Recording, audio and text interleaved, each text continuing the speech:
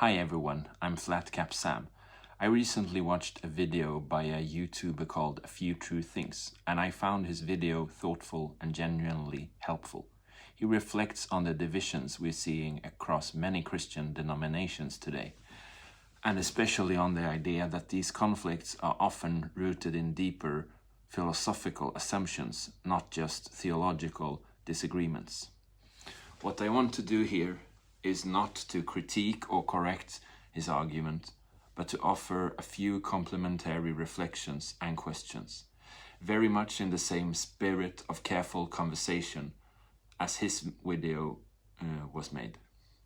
As I understand him, the central claim is this: many of the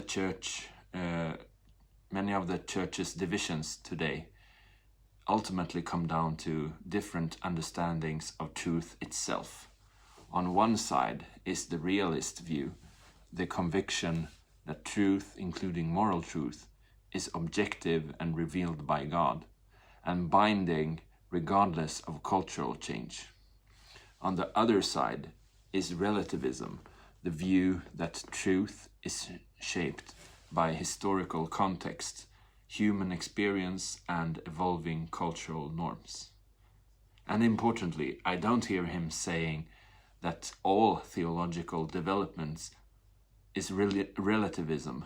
Rather, the concern is about a position where truth itself, especially moral truth, is seen as something that changes over time, not just our understanding of it. That concern seems both fair and worth taking seriously. One question that came to mind for me, though, is whether framing the situation primarily as realism versus relativism might risk oversimplifying a more complex landscape. In practice, many Christians don't neatly fit into either category. They hold that truth is real and given by God, while also acknowledging that our access to that truth is always mediated through history, language, culture, and human limitation. It is possible to affirm objective moral truth while also admitting that the Church sometimes needs discernment in how that truth is understood and lived out in new circumstances. That does not mean necessarily that truth changes. It may mean that the faithfulness requires ongoing reflection rather than mere repetition.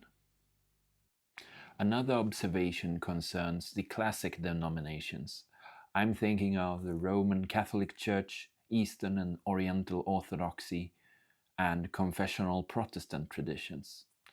Most would probably say they believe in objective, revealed truth, yet deep disagreements still arise.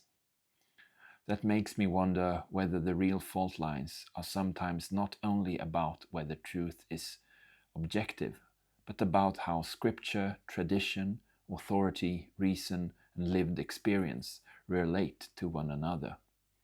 In other words, the disagreements may be less about whether truth exists, and more about how the Church is called to receive and steward it.